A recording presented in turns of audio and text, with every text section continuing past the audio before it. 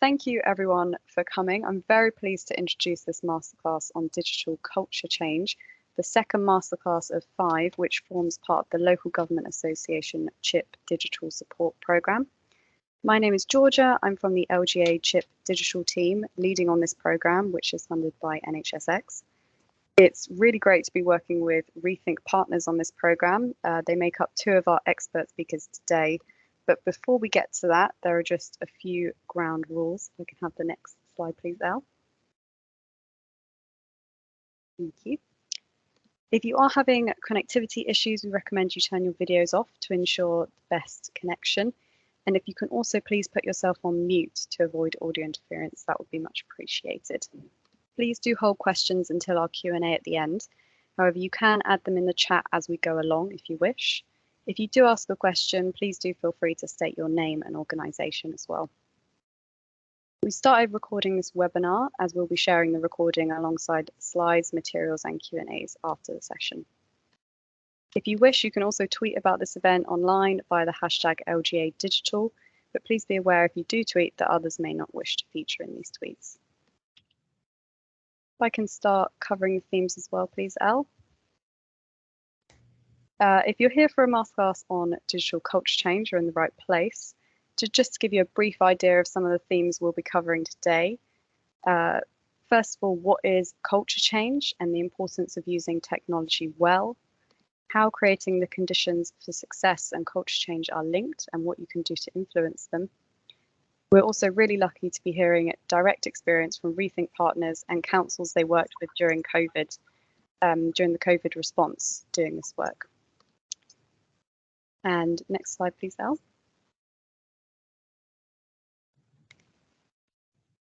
We're really lucky to have with us today Irene Carson from Rethink Partners, Gina Wharton from Kent County Council and Stephen Boddington from Norfolk County Council.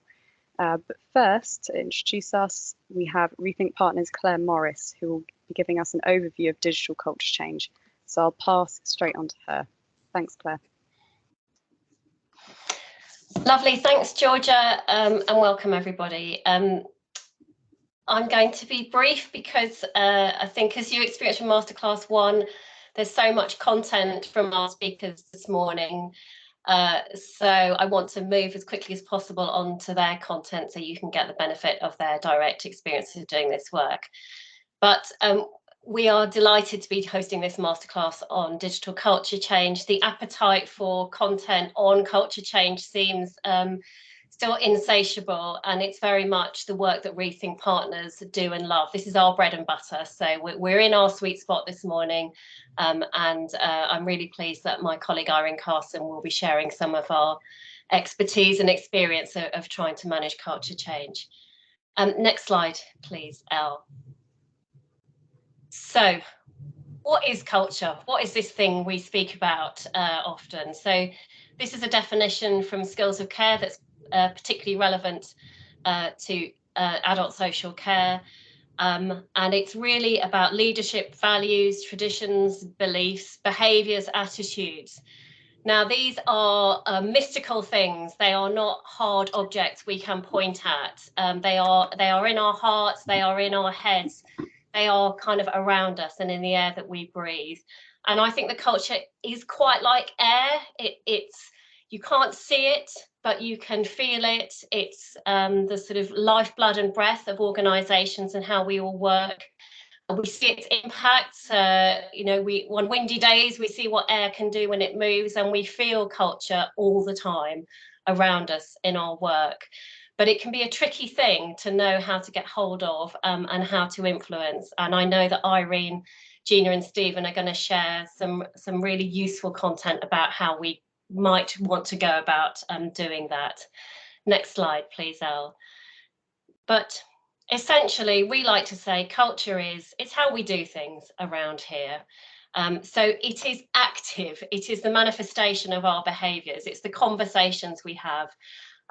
It's how we behave in meetings, but there are also some harder, more tangible bits to our culture or that influence our culture. So things like our business processes, how easy it is to get technology approved and signed off, how easy it is to access it.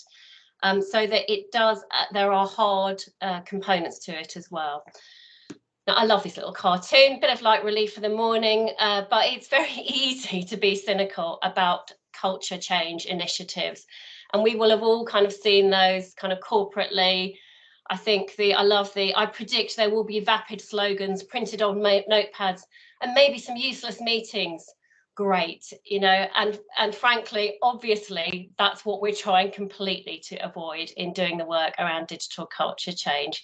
So we don't want a kind of cynical, superficial approach to culture. We actually want to genuinely provide content, interventions and conversations that really do shift people's behaviour and attitudes over time. Next slide, please, Al. So particularly when we're looking at technology adoption and technology take-up, the one thing I want you to take away from this masterclass today is that that activity is a transformation process. It is not an implementation process. So when we think about this work, we absolutely have to think of it as a process of change and as a journey through that. And that really is quite a significant shift. So whilst there might be good project management and governance underneath it, it's not just as simple to get technology adopted well and really embedded and at the heart of your adult social care operating model and your care and support planning process. It is a transformation journey. It's not just enough, as this slide says, to have great technology. The great technology is there, it's easy, it's with us all the time, but how do we get it actually used, embedded, used, loved and trusted? Irene will use that phrase, and that's the challenge that we have.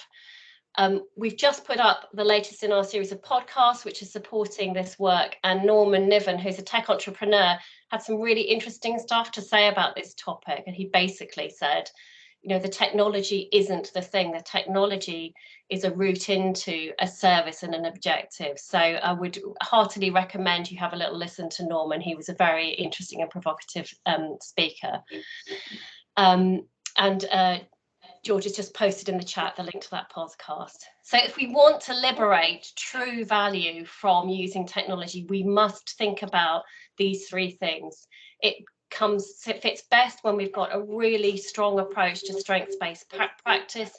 It's part of enabling and building on the capabilities that people have. It's not a deficit model that we're trying to do here. And then we need that culture change support to wrap around it to bring it to life. And whether you think you have the capabilities and expertise to do that in-house, or whether you want some external help to buy and commission culture change, I hope that what you're going to see this morning will help you think, what is it that I want? It's no good me just saying I want culture change. How do I know what that support looks like? How do I know it's good? How do I know it's going to be effective? Next slide, please, Elle. And changing culture is a journey. So with the technology itself, in the context of digital transformation, it arrives, it's suddenly there, you switch it on and it's in your organisation and available.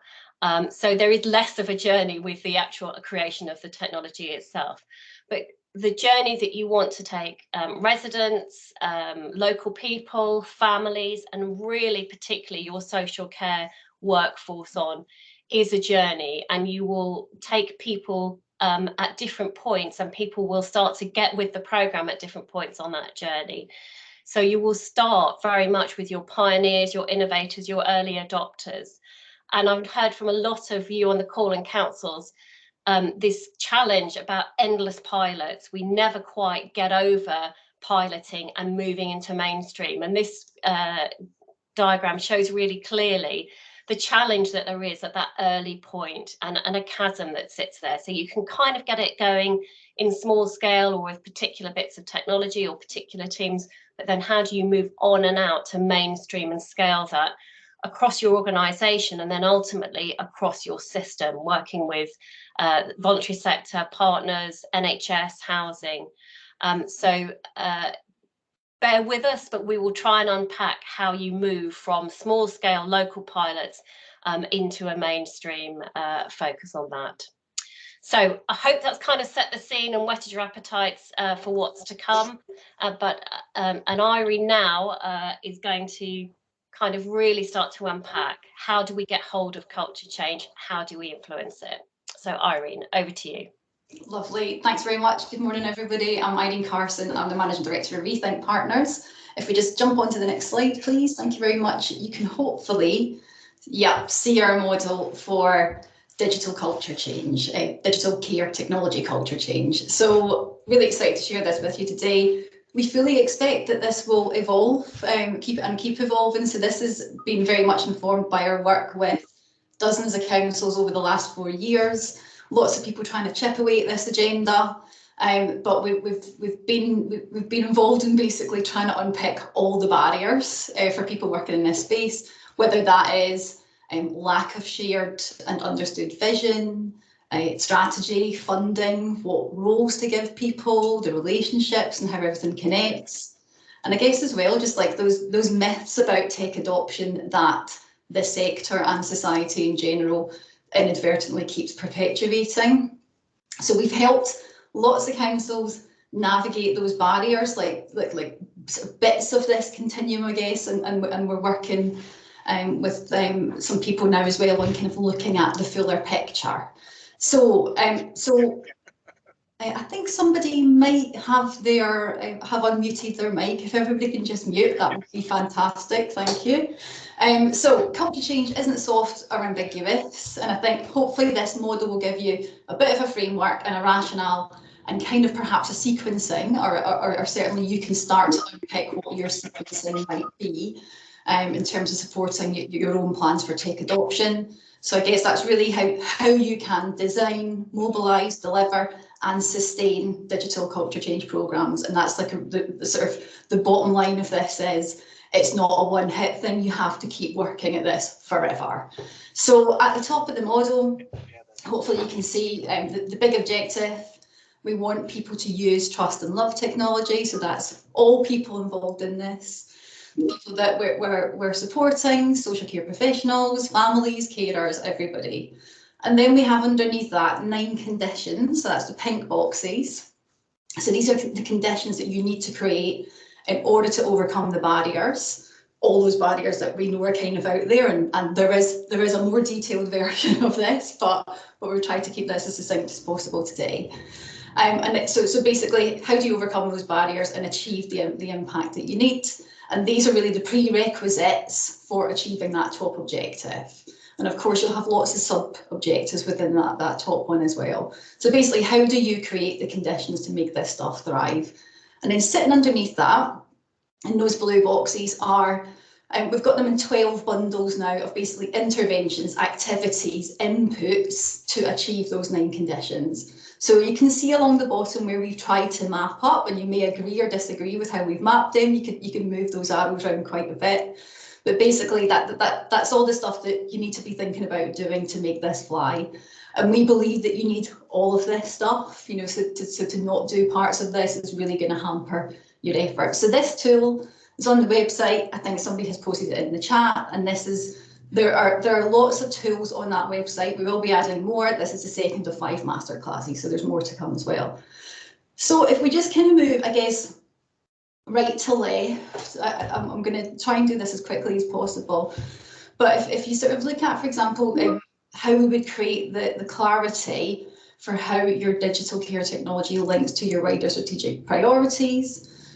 For example, that would be supported by the following activities: tapping into the right governance, or in most cases, probably having to create the right governance for this to thrive. So that's how you sustain culture change, get your senior management buy-in, getting that governance right and maintaining it, getting the comms and engagement channels right. And of course, sharing the evidence for that, the outcomes, the performance, and everybody's experience along there. Balancing the risk analysis. So I think we've described it as the intervention as engage your experts and secure authorization. And this is something I think you need to do as early as possible. You need to be quite tactical and strategic about how you approach this in order to get the right people round the table with the right buy-in, because you want that process to be innovative, right from the get-go. And I think the reason that is important is if you don't have the right people there, you can end up creating inadvertently other risks that you just don't need. And then resources, of course, people and money. You know, how are you going to deliver? Invest in this. Do you know what's really required to deliver this agenda? You need to be able to make a confident and compelling case for it. And of course, that one is like completely intrinsically linked to all the others in the bundle. Flexible and appropriate procurement.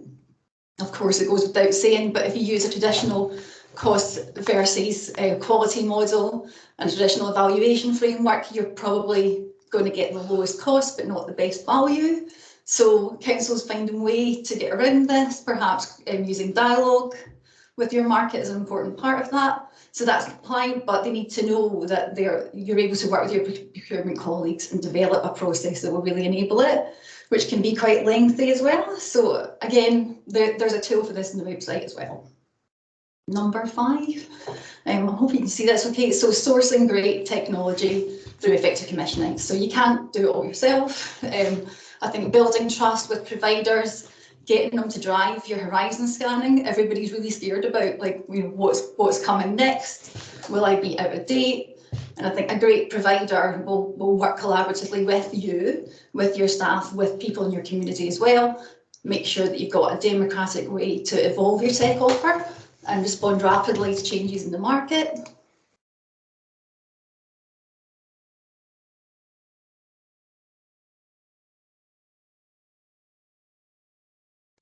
Apologies, everyone. It seems we've just lost Irene for the moment. Hopefully she'll be joining us again soon. I'll carry on. Thanks, Claire.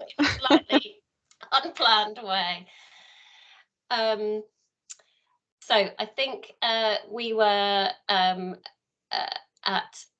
we talked about procurement, we talked about getting great technology through effective commissioning. You know, we're huge fans of good quality commissioning, but the great technology was also really encouraging us to be kind of aspirational and ambitious in the tech offer that we want. Digital switchover is driving a lot of us to think quite fundamentally about our tech offer at the moment. And so being ambitious about both the types of technology that you're commissioning and thinking about data and data platforms as part of that is a really kind of key component. And we know that there is the sort of blue box at the bottom there. I'll hand back to you in a moment, Irene, which is about accessing an independent source of market and product knowledge. This is the one box that we put in blue that we don't think exists at the moment, and I know is something that a number of you really wish was available and have asked for. But we're hopeful that some of that through the work of the LGA, you can share and connect your own market knowledge and experience much more effectively and build your own network so that you are absolutely learning from each other, both the specifics about products and providers, but also about approaches to the market overall.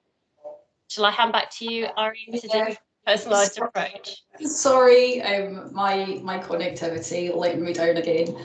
So I think, did you just cover off the personalised approach to care planning? Yeah, lovely, thank you. So programme of support for digital adoption. Again, I guess this is like the flagship one. This is in the trenches, relentless, frankly never-ending work of having a rolling and adaptive programme of comms, engagement, training and immersive experiences for staff and stakeholders. This isn't a one-off training course. You've got to think as creatively as possible and how you get kit especially out to people so that they can actually have a play with it. And of course, this leads to awareness. You want everybody to be aware of the benefits of technology, and you need to know who those stakeholders are, which sounds really, really obvious, but actually that process of, and perhaps this is a good one where external people can really support you to have that independent look at who really your stakeholders are, what, you know, and how you segment them, what the channels you use to engage them. Do you need to create new channels to engage with them? And how you sort of roll that out, you know, who are the priority ones, and then how you keep sort of, I guess, like the kind of layers of the onion moving out. That needs a lot of resource and it's a constant process. So accessing a managed service to install, support and manage the technology. So basically, what's your sourcing strategy? Every single council we've ever spoken to is, concerned about how you keep pace with technology, and actually sometimes it deters the work from happening. I've definitely been speaking to people who are kind of saying it's very difficult to know what horse to back, was one phrase that really stuck in my head, and if backing a horse at all was what they should do. And I guess it's just a bit of a, there's a bit of just get on with this as well. You need to just keep doing it, empowering staff, most importantly, empowering your local people with technology. And just things like, the people who are actually installing this technology in people's homes, they need as much autonomy as possible. So building that trust with them so that you feel confident that when they're out there, if they spot other stuff, it's possible for them to adapt requirements when they're on site. Because circumstances in homes are obviously not always as expected. Given that I dropped out for a second, I'm hoping that I haven't missed any of these, so I'm just going to look to Claire to see if there's any others I need to cover off. Good, okay. I think you could do a bit more on the benefits of raising the awareness, Irene. Sorry, you dropped out there? Sorry, I think maybe a bit more about the awareness of the benefits of care technology. I don't feel we quite did that one justice. Okay, so again, this is another one that is all about getting in there early, testing your framework for how that might work. It doesn't have to be perfect at the beginning, but it's that sort of early, what is it you actually want to look at, what is it they want to measure, what is it they want to track, and then again, over time that might change a little bit, but getting the right people involved so that you're able to, triangulate stuff with the right teams and making sure that that is being reported and shared with everybody that you need to. And again, that's back to the stakeholder mapping. It's not just about you in the council, of course, and within the council there's many people that you want to cover off there as well. So yeah, that's a bit of a whistle-stop tour through this. And as I say, we fully expect that this will evolve and keep evolving. And I'm sure that lots of you that we come into contact with all the time, and particularly this programme just now, will really influence our thinking again as that moves forward. And there is lots more detail sitting behind this. For example, taking each stakeholder group and having a bit of a kind of nested theory of change for each of them as well. But perhaps that's something that we'll share at a future date. And we really love that the LGA have commissioned this in such a way that everything is being open sourced. The whole point is we want to share knowledge, we want everybody to have access to everything that we have collectively learned along the way. So we have, as I said at the start, we've advised people at kind of all different parts of this, if we kind of see it as a continuum. And there's one particular programme which is Suffolk County Council, and that's the Cassius County-wide Care Tech deployment. I'd say they're a really great and interesting example of doing the whole lot as one, it's certainly it's an initial 3-year programme. And so they have very much influenced this model. And I would say, in 4 months for them, they delivered £1.5 million worth of savings, 500 referrals, customer satisfaction at 96%. And that wasn't just because, the tech was right, the fulfillment strategy was right, or the installation was optimised. It's because as a council, they had a really strong belief in culture change wasn't a fluffy, soft, nice to do. They saw it as the kind of key underpinning work stream that would be the driver to get all the stakeholders, especially those 450 social care workforce, using, trusting, loving technology, and of course, therefore recommending it. So I hope that's helpful. You're going to have 2 examples now of councils out there doing this stuff. So I'm going to hand over to Georgina Walton, who is a Senior Project Manager in the Innovation Delivery Team at Kent Council. Thank you, Irene. Morning all, it's lovely to see you all. So as Irene said, I'm Gina Walton. I'm a Senior Project Manager within the Innovation Delivery Team, which is hosted within Kent Adult Social Care. And I'm going to spend the next 15 minutes talking about our journey. And I've got a picture of a road there because we are still on a journey and I feel like we're still in that car moving along. So I'm just going to talk about where it all started, our learning, and some key points that I hope you can take away and consider to help you on your digital culture journey. Next slide, please. So where it all began, so 2 years ago, we had COVID really kicking off. But at the same time, we had within our adult social care a complete change in our senior management team. So a huge amount of change happened very, very quickly. And with that came a new vision for our adult social care, which was making a difference every day. So that was the new vision and the direction of travel. Within that, there was a focus on 3 key pillars. So practice, and that's about how we embed strengths-based practice, innovation, and how we embrace change as part of our everyday work, and then meaningful measures, so how we effectively use data to inform our decision making. Underpinning this is digital, and digital is part of everything that we do.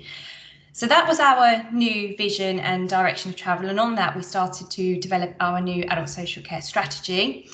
But what became very clear was that we also needed to set out what our vision was for technology. So we developed our digital roadmap. And at the time when developing that, we were trying to do a lot of everything in regards to technology. We were very ambitious. We were looking at our digital front door, how we support the care sector to progress on its digital maturity. So there was lots of activity going on. And what we realised we needed to do was take a step back and identify key areas that we needed to really tackle, and then from that build our digital roadmap. So we identified 4 key areas being our priority for the next year, which is the digital front door and making sure that we get that absolutely right. So improving information, advice and guidance, and improving that journey all the way through to self-serve tools. Focusing on our technology enabled care, our social care system, and then how we utilise data and developing the data strategy. So that really helped us be clear on what we wanted to achieve in over the next year in regards to digital, and how we then wanted to develop our digital culture. In addition to this, we also, as part of the COVID response, introduced Cara, the video care phone, which we're still continuing to utilise. However, what I'm going to talk about this morning is much broader than the video care phone. This is about the work that we're doing in regards to technology enabled care, and how we're really trying to embed a digital culture across our adult social care workforce.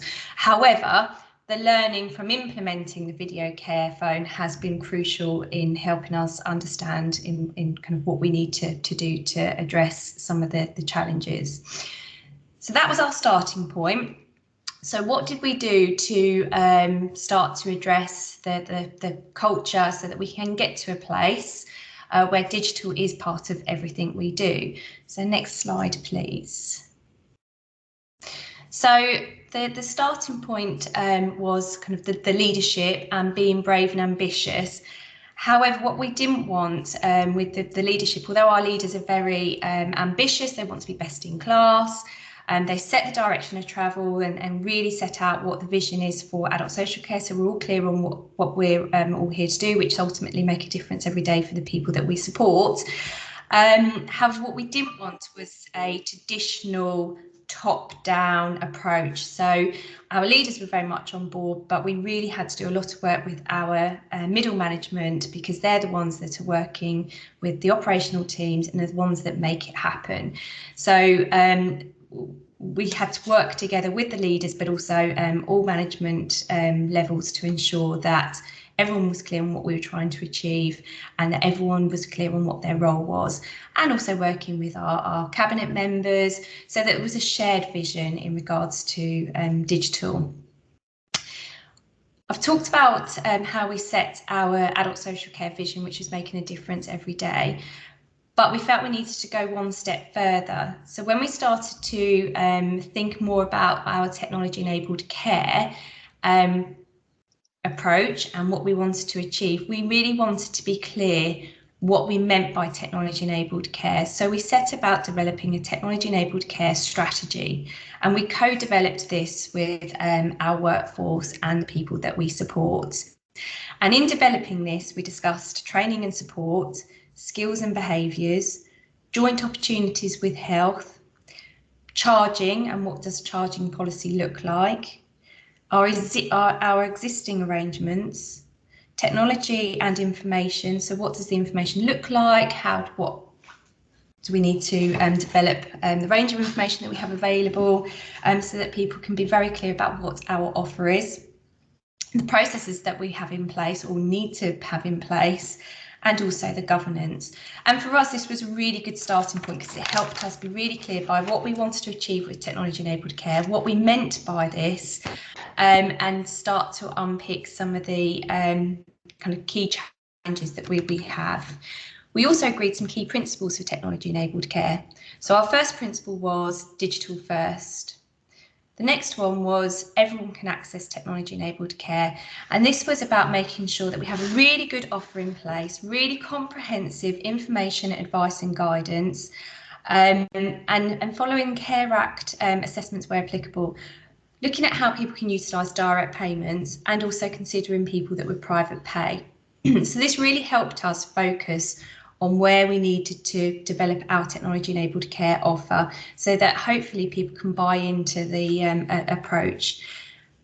Another principle that we agreed was that technology-enabled care is accessible and easy to use. So that technology is available for all needs and conditions, is easy to use, but accepting that technology is not for everybody. So what we started to do with this technology-enabled care strategy was clearly set out what technology-enabled care is and what it's not, and then these key principles in terms of what we mean by them and what we don't mean, so people are really clear.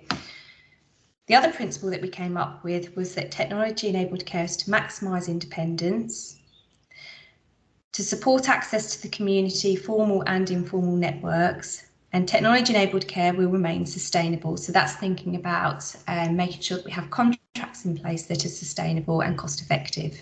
So these are the key principles that we came up with, and we developed the strategy. Another condition that we had to put in place to enable us to progress on our digital culture was understanding our current state and limitations. So this was about us being realistic in terms of where we're currently at and what we need to do to progress, and accepting that we can't do everything and that we can't do everything overnight. We are very ambitious and we were at risk of trying to do far too much in short time scales and therefore started to lose the workforce.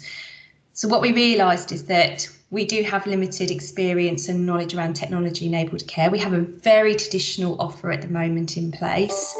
And what we didn't want to do is just jump straight in and procure a service that we didn't really understand what we were procuring. So we took a step back and we came up with, I'm not going to use the word pilot because Claire mentioned this earlier, and we're all at risk of doing lots of pilots, and it's about how you then sustain those pilots and make them a reality in the longer term. But what we're going to do is a year-long build and test. And this will really help us define what we want in terms of our ambition for the future, and also think about how we want to use data. So that in a year's time, when we hopefully go out to procure a new contract, we can be really clear about what it is in terms of the technologies that we want, how we want to use them, and then also the data strategy that will go alongside that. So that was just about us really understanding our current state and limitations and taking kind of smaller steps to help us progress on our digital culture. The next key element that we put in place was developing the right structure. So this is where we looked at the team that I'm in, which was the project and portfolio office, and looked at how we aligned with the current vision of adult social care, and realised that we needed to change the way that we work, but also the image that we have. So we have recreated ourselves to become the innovation delivery team, working in a more agile way. So as a team, we've had training in person-centered approaches, making sure that we work with people and how we effectively work with people and apply that into service redesign.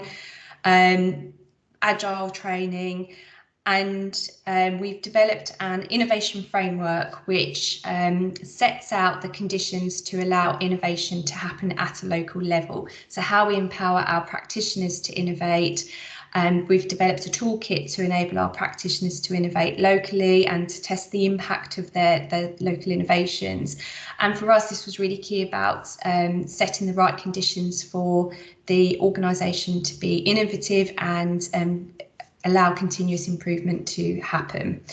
And then another key condition that we have, I've just mentioned it in terms of working with people, is that the people we support absolutely need to be working with us to help us not only design the concepts that we're coming up with in terms of the technology-enabled care strategy and what we want to procure, but working with us to inform say the innovation framework and how we measure that and how do we know that we are making a difference every day.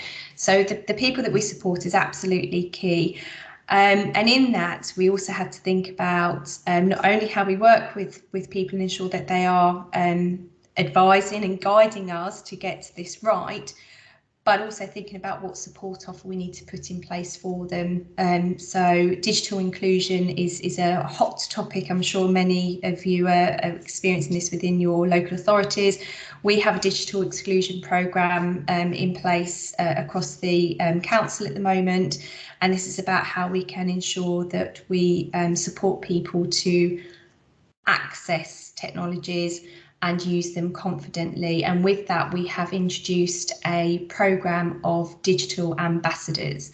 So digital ambassadors are people, volunteers, who we've identified within communities and community groups who have been trained up to be able to go and work with people to show them how to use technology and build up their confidence. So they've been trained on learning styles and how people retain information and how they work maybe with an older cohort of people, and then what we're doing is matching them up to people within communities who have been identified by community wardens, social prescribers, our social care teams, who feel that those people would benefit from having some support, somebody who can go in on a one-to-one and show them how to use a tablet to be able to do some online shopping, connect with family and friends. And we've found that really has been beneficial and key in helping us start to not only change the culture of our workforce, but also for the people that we support. Next slide, please. So some more points along our journey in making sure that we create the right conditions. So assessing our digital culture and identifying opportunities. So this has been a more recent activity. So to enable our vision of the making a difference every day and realising the priorities we set out in the digital roadmap, we wanted to ensure that the workforce have the right capability and are able to embrace digital approaches and tools, and that we have the right mindset. So we undertook an exercise into the culture and attitudes towards digital. And we did this through interviews, focus groups, deep dive into the video care phone experience, observations and insights from when we developed our digital roadmap. And ultimately, as I say, we wanted to understand how people use technology and what their attitude was to it, so that we can identify gaps and really focus our digital culture programme on addressing those gaps. So what did we find? Well, we found that digital solutions are accepted and understood in most parts of the kind of people's work, and that COVID has played quite a key role in making that so happen in terms of our workforce embracing MS Teams, because that's the way that they now work effectively. Some have an understanding on the opportunities for digital tools to improve people's lives, but that was quite inconsistent across the county that we work. And what's interesting is that people were, our workforce were very confident and competent with using technology in their personal lives. They had smartphones, they were using social media, but that wasn't being translated to the workplace. And when we talked about how they use technology in the workplace, not only in terms of the technology that they work with, and to enable them to work effectively, but also how they support people, that confidence wasn't there. So they were very digital literate when it came to their personal lives, but that wasn't being translated to the workplace. So our challenge now is about how we start to fill those gaps and recognise that we're still on our journey in terms of addressing our digital culture. We have a network of digital champions. This was in place corporately. Our corporate team set up digital champions across the council, and they had quite a wide remit and very focused on how they support colleagues to utilise some of the technologies that we have in place as a council, so how they might use MS Teams. But what we found was that those digital champions, particularly those working in adult social care, were not being utilised, and that there was an opportunity there to evolve that role and get those champions to help embed technology-enabled care. So that's something we're now working with in terms of a digital champion cohort. Developing the right support offer has been key for us. We've tested and now implementing technology facilitators. So we started with 2 and we're hoping to expand that. They are absolutely key in going and working with operational teams. They do horizon scanning into what emerging technologies are coming about, but also advising and providing friendly peer challenge around how practitioners can really utilise technology and think about the everyday solutions that are available. So they may recommend how some technologies that people have already in their homes, such as smart speakers, could be utilised. So they're going in and working very closely with the operational teams, and we've found some really powerful case studies and really helping us progress our digital culture, because although they are not taking the work away from the practitioners, they're advising and supporting, that's building the practitioner confidence. And in that, working with them to look at the practice and that strength-based practice and how we really shift that mindset when in terms of the way that our practitioners work.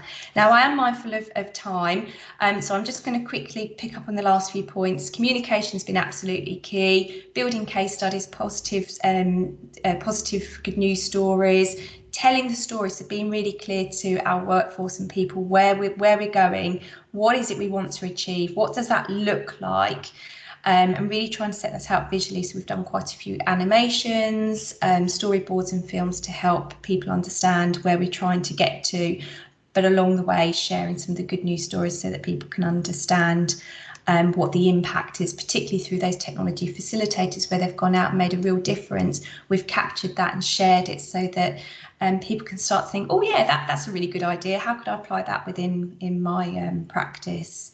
And creating the space to share that learning has been really key for us. So we've done that through communities of practice, so bringing people together to share their learning, celebration events, and drop-in sessions where people can come along and talk about concerns, but also hear about new technologies.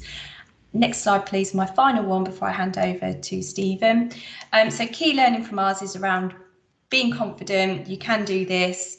We applied a very methodical approach, probably because I'm a project manager by background, but we were very clear in the approach that we wanted to take and how we needed to move on through the stages. However, realising that this is about continuous learning, being realistic on what can be achieved, and that we constantly test and refine our approach. Making sure that we've got the right foundations in place. We need to win the hearts and minds and build on that. And for us, a real key learning at the moment is the alignment to our corporate offer around change management and culture, because we're trying to do a lot at the moment within adult social care. We're being very ambitious. Digital is not the only area that we're trying to change, and we're doing lots of isolated culture and change work. It's about how we bring that all together and align it also with our corporate offer. And kind of my final reflection is that we're still on our journey, lots to learn, and looking forward to the next stage in this, because I feel like we're kind of at that tipping point. But for us is that COVID has kind of forced us to embrace technologies, for example, the video care phone. And the situation in lockdowns has meant that our practitioners and people have had to utilise these technologies. But what we have seen is that where then restrictions have changed, people have then kind of gone back into old ways of working, what they feel comfortable with. So for me, this is the point that I kind of hope we can kind of learn a bit from today, but also part of our ongoing journey is about how do we ensure that we create those right conditions to keep us moving forward, and that we sustain what we put in place, and that we don't go back into our old ways of working. I don't have the answer for that one, but that's just kind of my final reflection. So I'm going to hand over to Stephen now, who's going to talk about his experience in another authority. Tina, that was a fantastic presentation. So my name's Stephen Boddington. I'm an innovation lead at Norfolk County Council. My working experience is over a decade of working in transformation and culture change in the private and the public sector. And I've also got an academic background in cultural studies, and I completed a thesis last year on tech acceptance models in adult social care. And some of that I'll be talking about in this presentation as we go forward. Can we go on to the next slide, please? Thanks. So Claire talked about this earlier, and I am in agreement with her. What is culture? If we want to understand culture change, then it's probably useful to understand what we mean by culture. And it really is as simple as the ideas, customs and social behaviours of particular groups of peoples or societies. There's loads of academic work around that in all sorts of different areas. But what does that mean for an organisation? What does that mean for you and me and the types of organisations that we work in? So if we can jump onto the next slide, please, I'll talk about that in a little bit more detail. So this, apologies for the fact the organisation's spelt in the American, not with a Z rather than an S. But what this iceberg shows us is how organisational cultures exist. At the top, we'll see some of the stuff that Georgina just talked about in her presentation, developing of a strategy and a vision, and shared values and procedures and goals, and the structures of teams and how that changes and alters organisations. And that's the real visible bit. And you do need to get this right. But my presentation is mostly going to talk about this stuff that goes on underneath the iceberg in the invisible bit. The way we as teams and organisations, we talk to each other, the people in it have different shared assumptions about what they're doing, beliefs about why they want to work in this area, what they want to do, traditional ways of working, they don't like to change them, their perceptions of what might be going on, and the stories that we tell each other and the various feelings that we have about working in the areas that we work in. So if we can jump on to the next slide, please. So the thing to remember about that, we've seen that big iceberg. It looks like an organisational culture is a giant monolith, but it's not. Any organisation is made up of many different subcultures, different teams all behave in different ways, partly to do with the types of work that they do and partly to do with the culture of the individuals who make it up, their gender, their age, their digital skills, their backgrounds, professional views, all of sorts of stuff inform into that and make them all very different. So you might do a piece of culture change or transformational work in an area and it works successfully with one team. You apply the same approach in another area of that same thing, but it's a different set of team, different set of people with a slightly different culture, and you need to adjust your approaches on each of the different ways that you do it. And the other point that I want to make off the back of this slide really is that hierarchical position also can affect the organisational culture. So when I've been looking through Norfolk County Council, our workplace surveys, looking at the sort of feedback that we get from our staff about what their sense of pride is. So for frontline adult social care practitioners, they report a real sense of pride about their roles, a real commitment to public service is one of their key intrinsic motivators, about why they get up in the morning, come into work and do what they do, and real belief that their work makes a positive difference to the lives of people in Norfolk. And I'm sure those of you who've worked in transformation, project management, organisational change will be very aware that certainly working in the public sector over the last decade or so, a lot of our change has been driven by budgetary pressures. So at a top senior level, you have a conversation, and very rightly so, about creating that balanced budget that we have a statutory duty for. And so what ends up happening is certainly from my experience, is our transformational projects end up talking about savings. And yet when you go to engage with a frontline member of staff, their whole intrinsic motivators about why they're working and what they want to do is completely different to that around budgetary savings, and that can cause some disconnect and difficulties when trying to move and change the way we work and the culture and what we're trying to achieve, and it can put barriers in in place for us. So Ellie, if you might jump forward 2 slides for me, please. I have put some extra slides in so when people get a chance to read through this, there's a bit more information for you on that. But what I want to talk about now is this acceptance model that I looked at in my academic studies and how this applies to a case study of some work we did during the COVID pandemic with Rethink and Alcove using video care phones. So, as you may well remember, in day service provisions, a lot of our buildings-based services were shut down because we weren't allowed to come into those type of places, and even when they were able to go in, we had a significant proportion of our day service users who were shielding either because they had health issues or the people they lived with did, which meant they weren't able to access their services. Some people were able to be supported through use of mainstream technology, like doing video calls through Teams or Zoom or FaceTime, whatever, but there was a subset of that group who were digitally excluded. They had no to low digital skills and they had no access to mainstream technology. They didn't have a smartphone, they didn't have broadband in connection. And what was being seen from our day service providers and reported back also from the wider formal family groups was that there was some significant impacts on this group of people around social isolation and their general health and well-being. So when we were looking at the project that I'm talking about now in relation to the Alcove video care phones, we really focused on this behavioural intention. What was the point of the project? And the point of this project was to be able to let that group of people who had no to low digital skills, no mainstream technology, and were really suffering under social isolation, access to the type of benefits that were coming to those who could use Zoom, who could use Teams, did have a tablet, did have access to the internet. And that's partly the reason why we chose the Alcove device. And for those of you who don't know it, very quickly, it's a lockdown tablet, only does video calls, has tiles on the front of it with a picture of the person you want to ring and their name on it. You touch the tile and it creates a video call straight through to them. The person at the other end doesn't need to have a device. They can just access it through an app on a smartphone or through a web browser on a PC or a tablet or whatever it might be, or a laptop. And it gets really easy. And in fact, we had some people who couldn't use a telephone. They couldn't dial somebody else on the telephone because it was beyond their abilities in relation to numeracy, but they were able to use a video care phone to contact their friends and their families and their carers and their wider support network.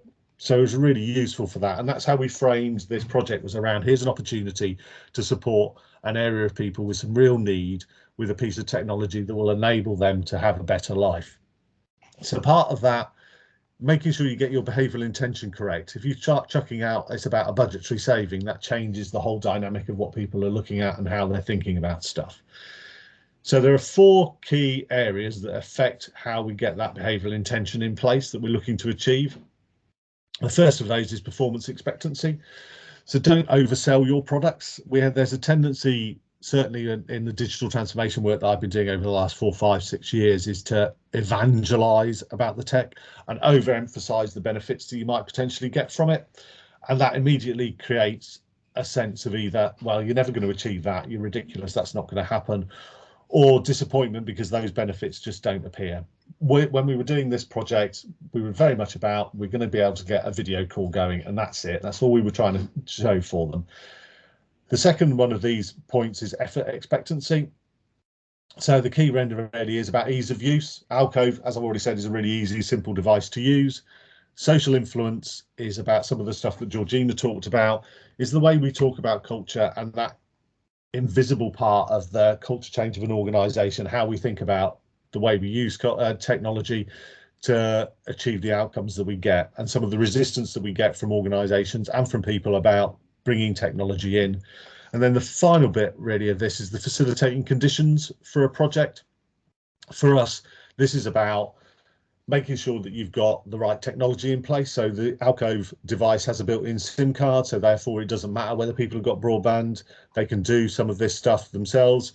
We've got the right tech in place, it's simple to use. And then what we did working with Rethink was we did a massive amount of engagement work with day service providers, talking through the project, talking through with them what the devices can do, identifying the types of people that they could be able to do it with, and then spending a lot of time training them, and then put a support package around them to be able to access, refer them through to us. We can get the devices set up, and then we can get the work up and running. And it's really successful because we put all of that in place to really make sure the facilitating conditions were right for them to be able to then get the stuff in place to be able to deal with that social outcome that we were talking about earlier in relation to the group who were socially isolated and digitally excluded. If you can jump forward 3 slides for me, Elle, and then I'll start talking about some of the impact that we saw with this. So we, as I said, we had a 12-month contract. It was a 12-month project to begin with, looking very much at having a really simple solution to look at people who are digitally excluded and how we could get them the same benefits that those who are not digitally excluded were getting. If we can jump on to the next one quickly, I'm aware of time, so I want to zoom through these, but you will be able to read through them when you get the slides sent out. So when we baselined our client group, we found there 85% of them were predominantly lonely most or some of the time and missing their friends and family, and there was some significant impact. So our hypothesis was correct. We knew it's going to make a difference. And if we jump onto the next slide quickly, we'll see that when we went back to them 3 months later, we already saw that no users were reporting feeling lonely most of the time, and it had shifted really down to hardly ever feeling lonely, or potentially some of the time they were. So we saw an almost immediate impact in their improvements. If we can jump onto the next slide, please, Elle. So we then started to get some case studies together and started communicating the success of this project, which is a key part of building the momentum and the significance of the culture change. We did a lot of stuff. You can see some pictures here of the care worker doing calls with them and doing some baking and various other activities that were done using that to try and support. And one of the biggest benefits that we really spotted with this was that once we got the devices rolled out, we saw a significant increase in care phone to care phone calls.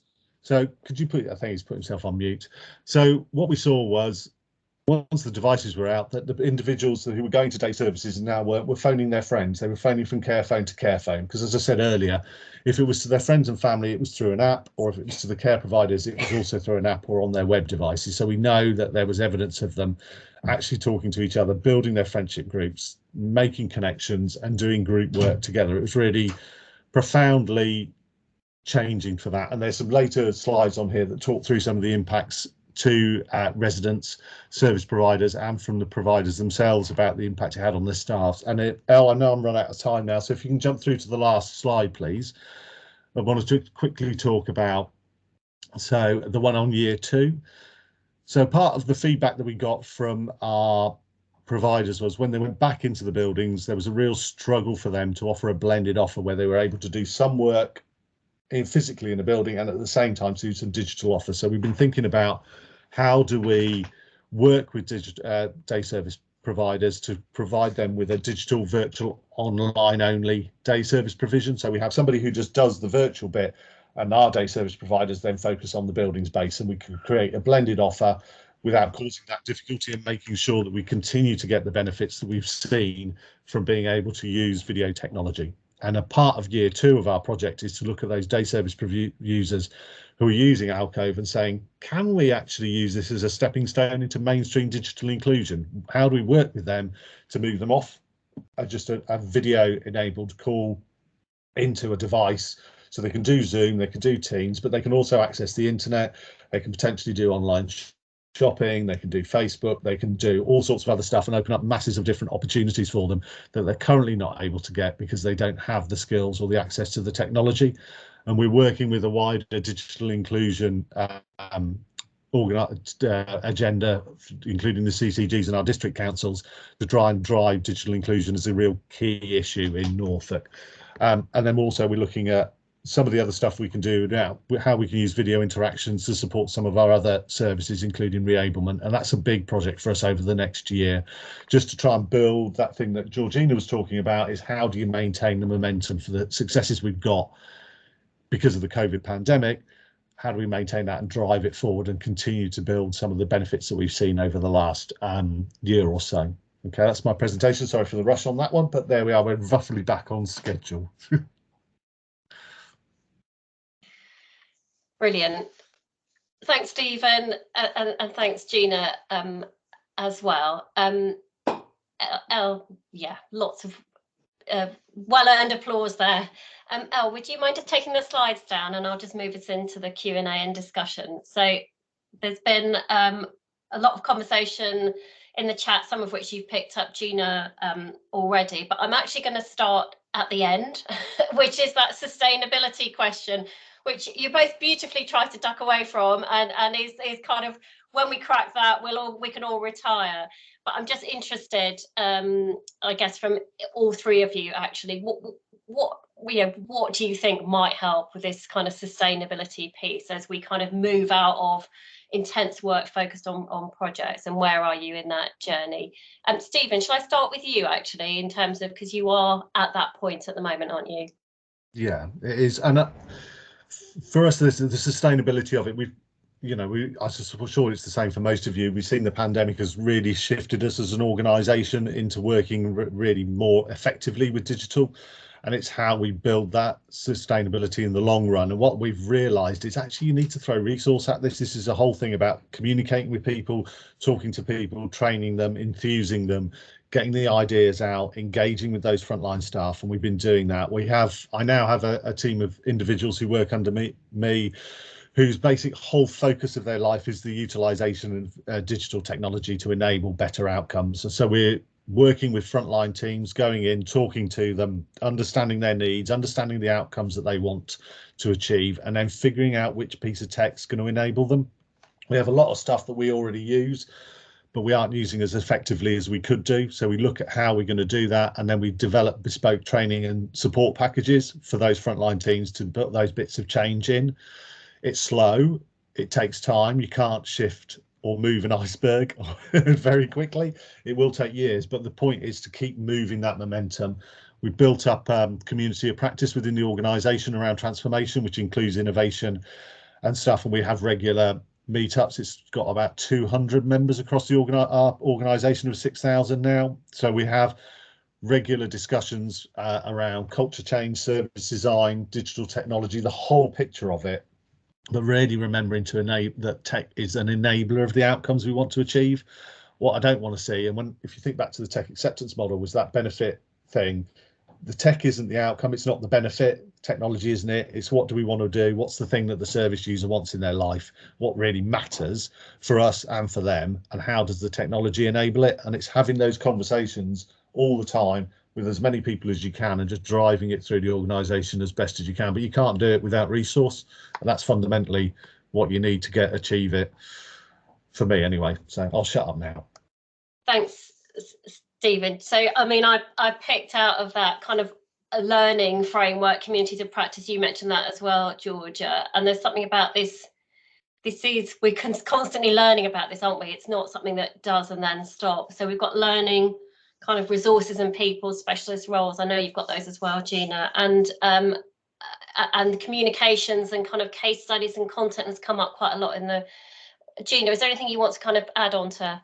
Yeah, so pretty much everything you've just said, but also leadership for us, so that ongoing leadership role and driving this agenda, but also making sure that we looked a lot about our practice and the process there to make sure that that is absolutely at that when our practitioners are developing care and support plans with people, the mechanisms are in place to enable technology-enabled care. As you say, Stephen, I think the roles and resources there, so the technology facilitators have been key for us to work alongside our practitioners to encourage them to explore technology-enabled care.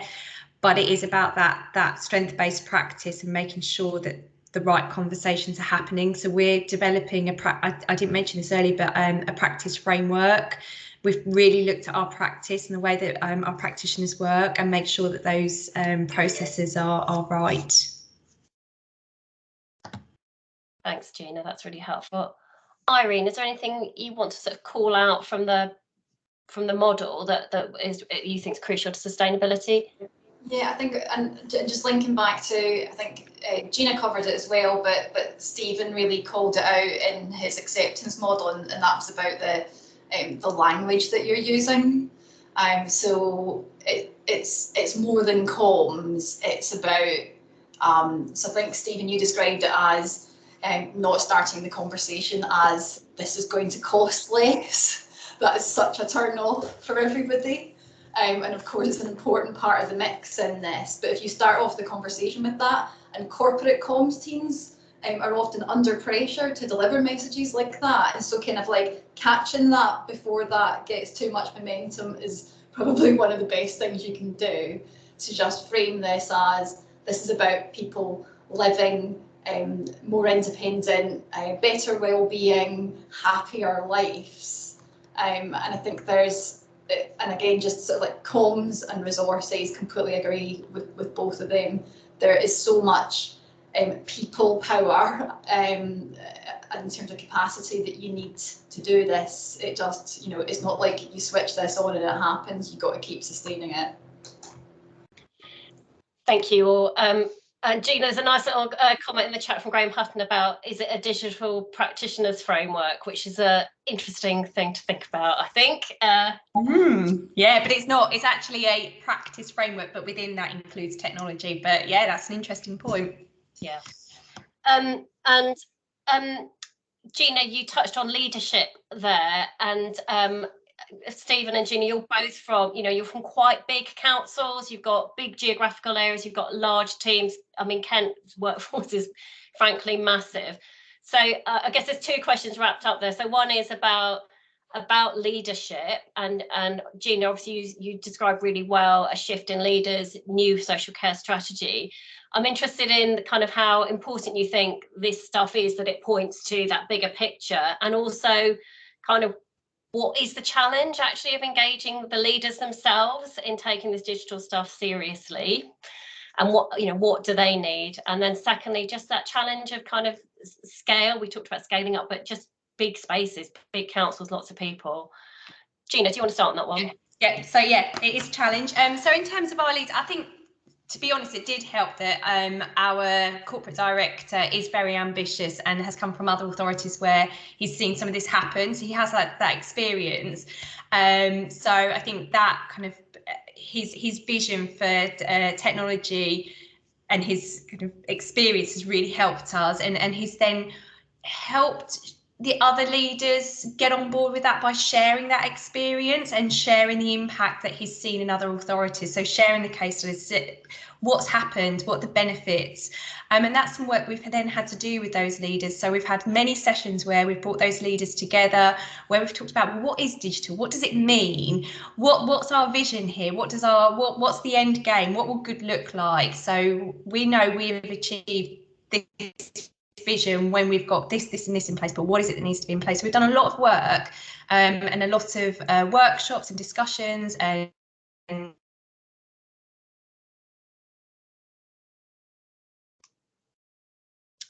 I've lost Gina. Is it just me?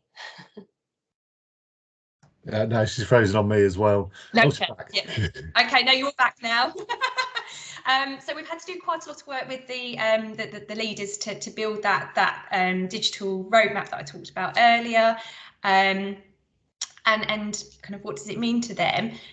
From there, we then had to take it down a level where we then went to that kind of middle layer, because they are the ones that then make it happen in reality. So you've got your leaders and you've got the vision and they're setting that direction.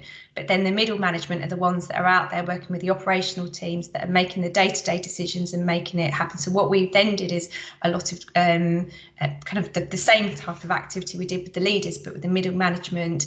And working through what does digital mean for them, and looking at what tools they need to understand their current digital culture within their teams and assess where they're at. So they can, because we are such a big county, we can't do one activity in one area and assume that's going to be the same.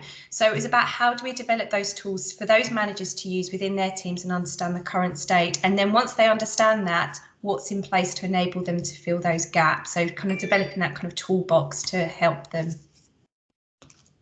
So in a way, Gina, there's kind of mini culture change programs for some of those key, isn't there? And I know for the leaders, it's been partly creating safety actually for them to admit that they might not know everything they need to know about this thing, and helping them go on that journey themselves, because, you know, these are quite senior, powerful people. It's quite a lot for them to sort of be able to admit, actually, I don't really know what I'm talking about at this thing. Yeah, so. yeah. I remember when we had the first session with them, and I put the question, what does digital mean? I have to say, it was a painful hour, and at one point I felt like crying, because I thought, how am I going to get this session moving along, because I'm not getting any response here. But we got through it, and by just having that painful time, we've got to a point where we have got a shared vision. The other good thing about our leaders as well is that we've had to do quite, not alongside the digital culture, empowerment. So work around what does empowerment look like, and how do we create an empowered workforce, so that our workforce is empowered to go off and be innovative and try out new ideas without fear of failure. And if clearly we don't want to make mistakes that are kind of life and death, but we want them to feel empowered to be able to go out and be creative and test. Yeah, so hard for leaders to set a direction and vision for something that they're not expert at. And I think that's we're talking about different teams, because you've got in-house provider services as well as ops and commissioning, all that sort of stuff. So a really adaptive local approach is kind of what you've been pursuing, isn't it, Stephen? Yeah, thanks. For us, it's as part of my job, I also worked on the organisation's overarching digital strategy and roadmap for the 2020s. So working closely with our head of IMT, we did a huge amount of engagement work with the organisation and our surrounding partners. So we talked to the NHS, we talked to the police, we talked to district councils, we talked to the voluntary sector, social enterprises and whatever in Norfolk, to really understand where people wanted to go with digital. It was to try and start that conversation, and that work began probably about 4 years ago. We worked an awful lot of stuff understanding where each of our departments wanted to go. They were all in slightly different places, but the point was that there was a massive conversation going on about digital and how we can use it to enable the outcomes and services that we want. And that was the key message we banged on about since day one: is tech is an enabler. It's not an outcome. It's not the thing that should drive your change. You need to think out what it is you want to do, where do you want to get to, and then figure out which piece of tech's going to help you get there. And then, of course, within that, when I'm talking about earlier about different cultures, you look at adult social care, where I'm predominantly working now, and I've also been doing some stuff with our children's services department to do a digital strategy specifically for them, so we can align across the whole age group, from the very first time we as an organisation might touch somebody's life right through as they move out of children's services and into adult social care support. We can maintain a really good digital offer the whole way through. We're starting to think about how we do that. But adult social care had a very ambitious leader, the same as in Georgina's case, that really wanted to drive towards this. And they gave themselves permission, and Sarah ranks on this call actually as one of the key drivers within our organisation for this, is that the permission to have time to talk to each other about it. We have a steering group in adults that talks about technology, exam stuff. We bring people in, we look at the different types of technology, and they've done that over time to really start to grasp and understand it, and which ties into, I think, some of the stuff you said, Irene, about that knowledge development, about products, approaches, and that sort of stuff, and having the time to allow yourself the permission to investigate and look at things and then go, actually, that doesn't work for us, that doesn't work here, or it might work in this area but not there, and those type of conversations. But that does need to be driven from the top. You do need to have the right strategies in place. We've got an overarching digital strategy for the whole organisation, but then because I'm doing all of the ones for the departments as well, we're making sure that they're all linking into that overarching position, so that we've got a roadmap over the next 10 years.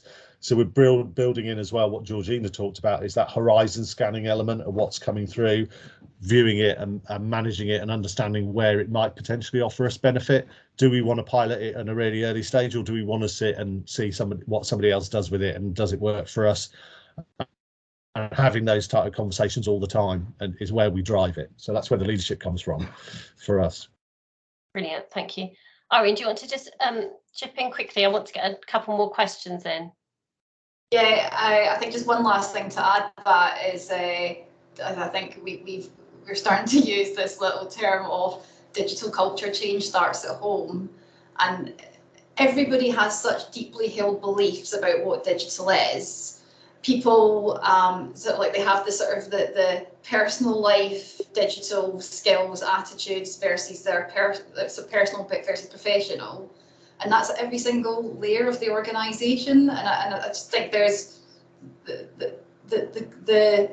those deeply held beliefs are so kind of hidden, and it's like the iceberg diagram that was used earlier on. I think sort of trying to unpick for everybody in your organisation sort of where those barriers are is just the eternal thing. And I think we put in the chat, I can see that somebody's sort of resonated with it.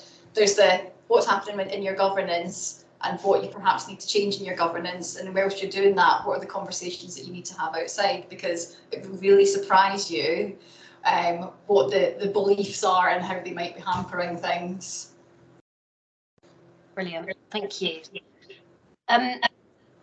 So there's been some in the chat, some of which I know you've responded to, Gina, about the questions about co-production, engagement with communities, people, families, and also Stephen, you just talked quite a lot there about engagement with partners as well. Do you just want to, Gina, could you just give us a flavour of, and you talked about Empower as well, and I think it links, but to the to sort of digital inclusion more widely. And I know you've both kind of connected to that, but often that work isn't led from social care. So it's something you kind of want to shape and connect to, and the kind of enfranchising people's existing tech in their lives. So co-production, digital inclusion, and existing tech. Gina, do you want to? Yeah. Co-production first. We created a Your Voice network in adult social care, and I'm happy to share all the material that we developed as part of that. Your Voice network is about how we engage with people that are supported by adult social care. We work with them in different ways in terms of sharing information and then asking feedback, all the way through to co-design and bringing people in to actually work with us on developing and designing new services, solutions, and then also again people to test them. And that's been really effective. But within that, we had to think about how do we reward people or kind of financially for their time. So we had to unpick some of those elements, but it's been a really effective network that's constantly growing of people that work with us and inform our thinking. In terms of then digital inclusion, so you're right, we have a Kent County Council digital inclusion programme.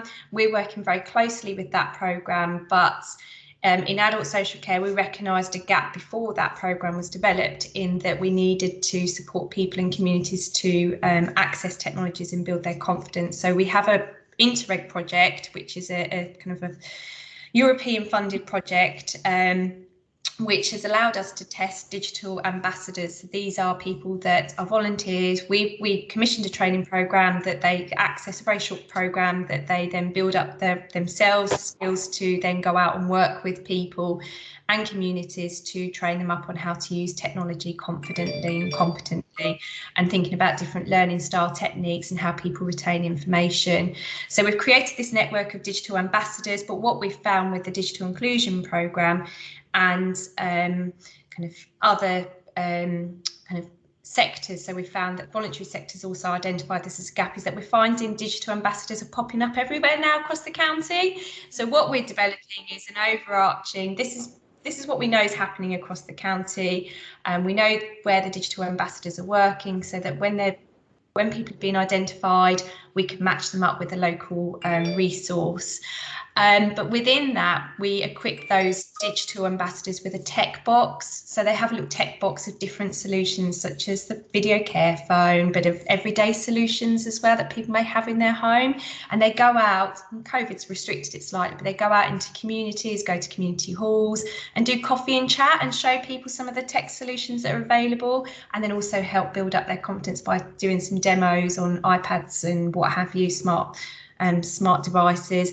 And then if people need, they can have one-to-one sessions where they'll go and work with them for a period of time to build them up. Brilliant, thanks Gina. And you did make sense of my sweeping across those things are connected, aren't they? I think. Stephen, anything to add from Norfolk? Yeah, just I mean, a lot of our work we're starting to do some really significant stuff with our CCG colleagues. At the beginning of the pandemic, we were looking at some specific piece of work to support care homes. They wanted to drive Attend Anywhere through into care homes so that they could do virtual consultations in residential care homes.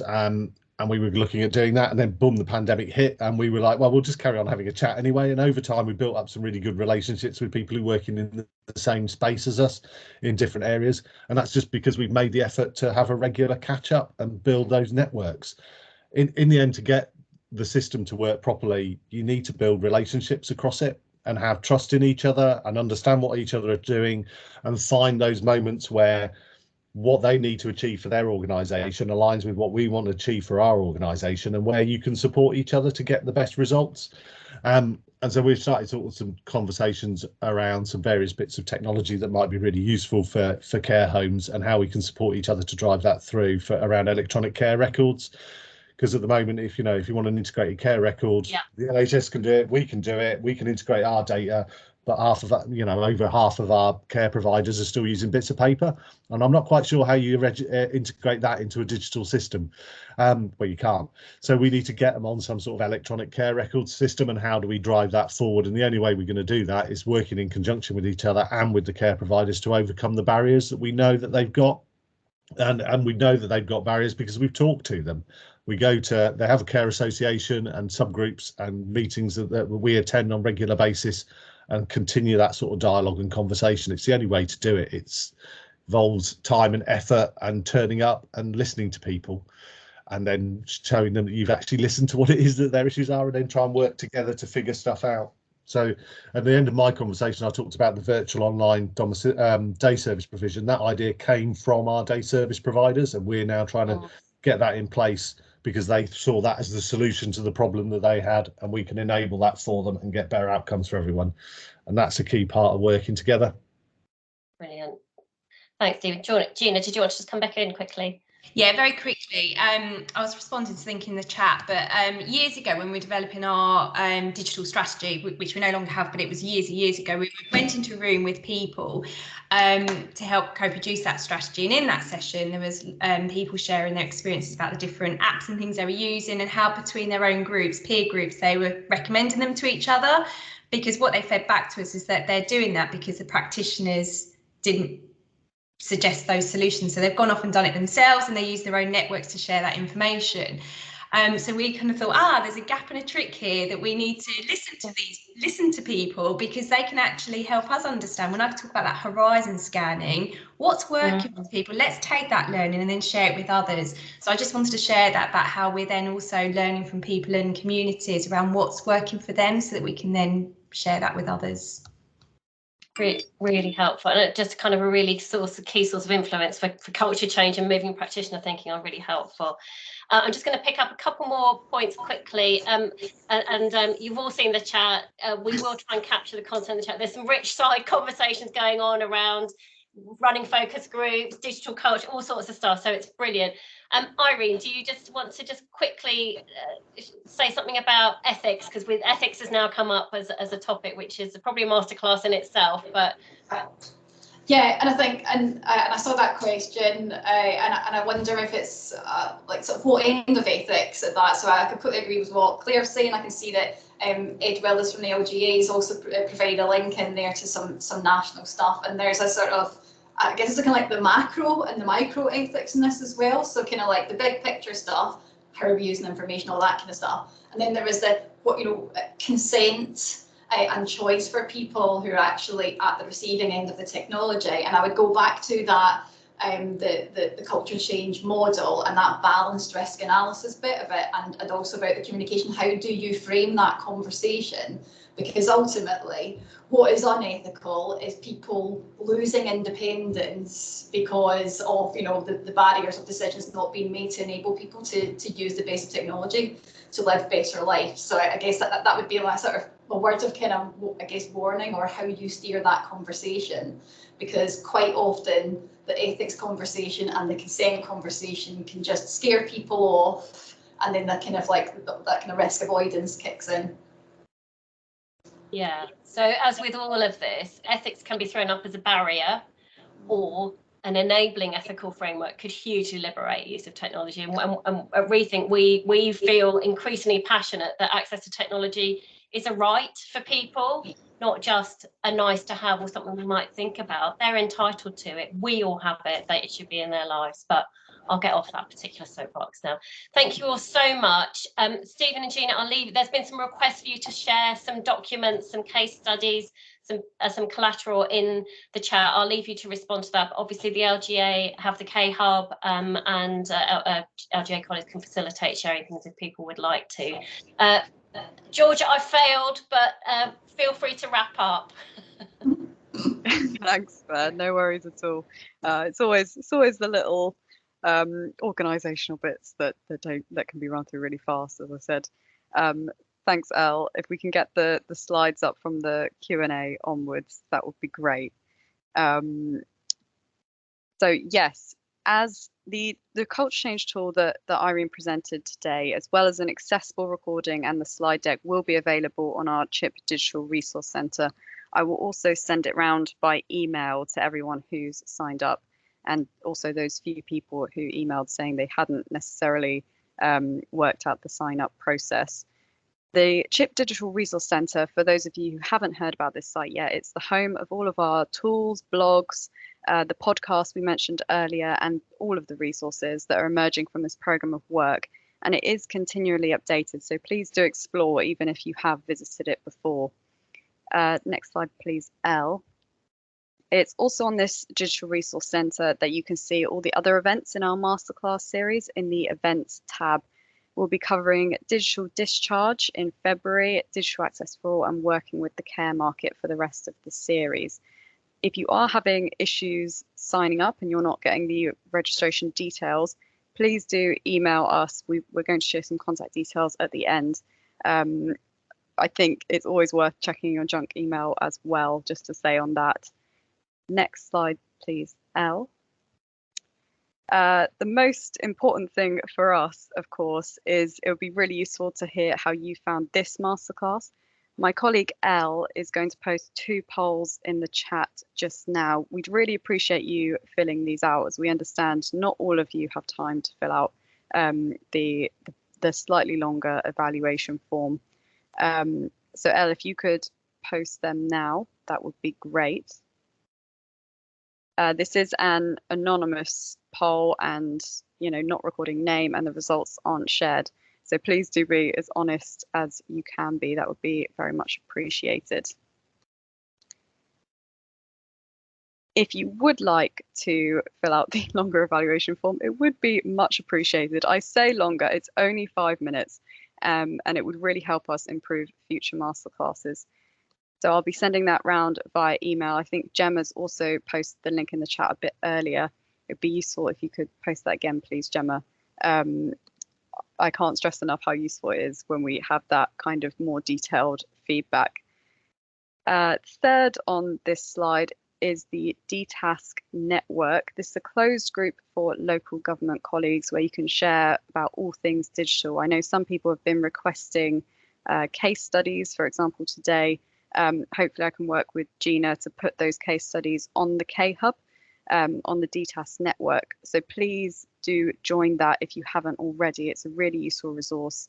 And I'll also share the slides and all of the information from today on that K-Hub for those of you who haven't, who maybe won't get it other ways. And finally, before we close, I'd like to say a big thank you to Rethink Partners for organising this masterclass, and especially Irene for presenting the amazing tool you've produced. I'm sure everyone will find it incredibly useful, lots of clapping coming through. Thank you, Elle, for taking us through the slides, sometimes at a record breakneck speed. Very much appreciated. And the biggest thank you of all goes to our amazing guest speakers, Gina and Stephen. We're so grateful to you both for giving up your time and sharing your expertise today. I think everyone's found it incredibly useful, and lots of nice comments in the chat as well. And thank you to all of you for attending. We really hope to see you at the next one in February on digital discharge. But other than that, all that's left to say is have a nice day. And I'll leave our contact details up on the page if you have any further questions on the back of this masterclass. Thank you, everyone.